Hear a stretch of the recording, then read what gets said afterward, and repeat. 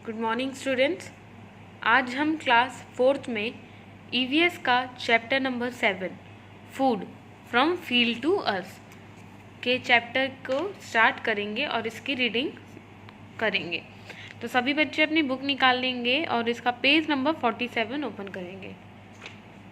तो चलिए स्टार्ट करते हैं ये chapter number 7 food from field to earth. Food यानी खाना ज़मीन से हम तक। We all need food for our survival.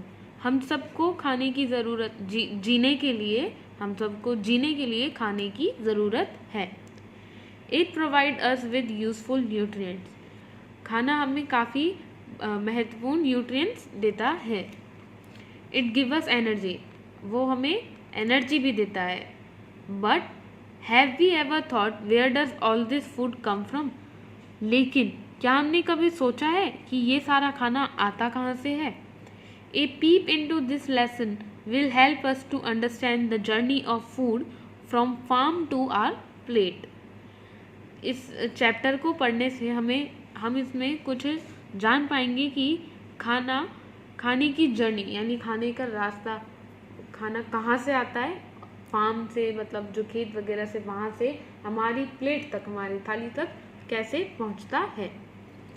The farmer and the field, किसान और उसका खेत। All varieties of food like fruits and vegetable.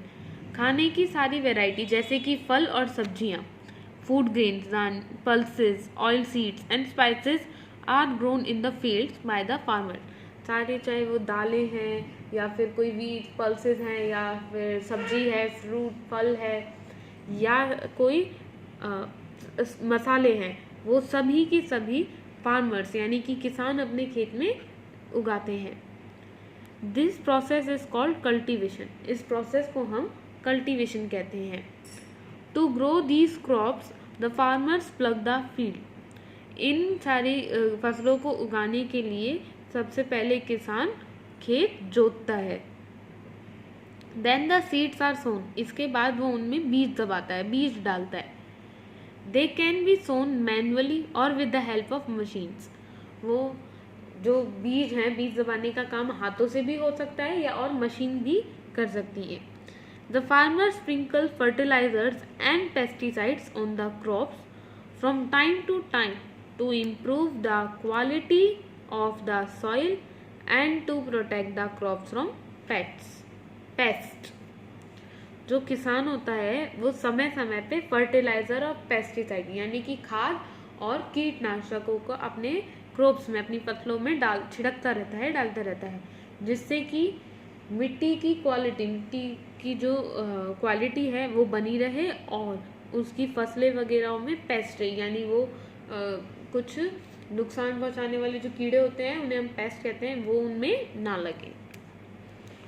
आगे है now the fields are irrigated. उसके बाद उन्हें पानी दिया जाता है, इरीगेट किया जाता है। When the crops grow they need to be protected from insects, birds and animals. जब एक बार फसल उग जाती है तो उसके बाद उन्हें कीड़ों से, पक्षियों से और जानवरों से बचाना पड़ता है। Unwanted plants called weeds and, चाहे पौधे जो हम नहीं चाहते कि उगे पर लेकिन वो अपने आप ही उग जाते हैं, उन्हें हम यानी जंगली पौधे जो होते हैं उन्हें हम वीड्स कहते हैं, are also to be removed. Weeds को भी हटाना चाहिए। When the crops are ready they have to be collected. जब एक बार फसल तैयार हो जाती है फिर उसे काट के इकट्ठा किया जाता है। This process is called harvesting. इस प्रक्रिया को हम हार्वेस्टिंग कहते हैं। Harvested crops need to be stored properly in the granaries to protect them from insects and rodents. जो वो फसल जो अब कट चुकी है उसे हमें बहुत ही अच्छे से, सही तरीके से उसे रखना होता है, स्टोर करना होता है, ताकि वो उसमें कीड़े वगैरह ना लगे, ना ही घुन वगैरह लगे। They are packed in sacks. उन्हें फिर हम कट्टों में ऐसे भर लेते हैं। आगे है different crops are grown in different season. अलग अलग मौसम में अलग अलग क्रॉप्स उगाई जाती हैं, ग्रो करी जाती हैं। Rabi crops like wheat, barley, oats and grown in winter season. जो क्रॉप्स जो हमारी सर्दियों में उगाई जाती है जैसे कि वीट, बार्ली, ओट्स यानी गेहूँ, बाजरा और दलिया वगैरह, ये सब ये रबी क्रॉप्स हैं क्योंकि ये सर्दियों में उगती हैं। और है kharif crops like rice, maize and bajra are grown in monsoon season. Monsoon season बरसात के मौसम में जो उगती हैं, जो क्रॉप्स उगाई जाते हैं उन्हें हम खरीफ क्रॉप्स कहते हैं। तो आज की क्लास में इतना ही। बाकी का चैप्टर अब हम कल पढ़ेंगे। आज का आपका होमवर्क है read chapter number 7 food from field to us. इसे आपको रीड करना है। फिर मिलेंगे। Thank you.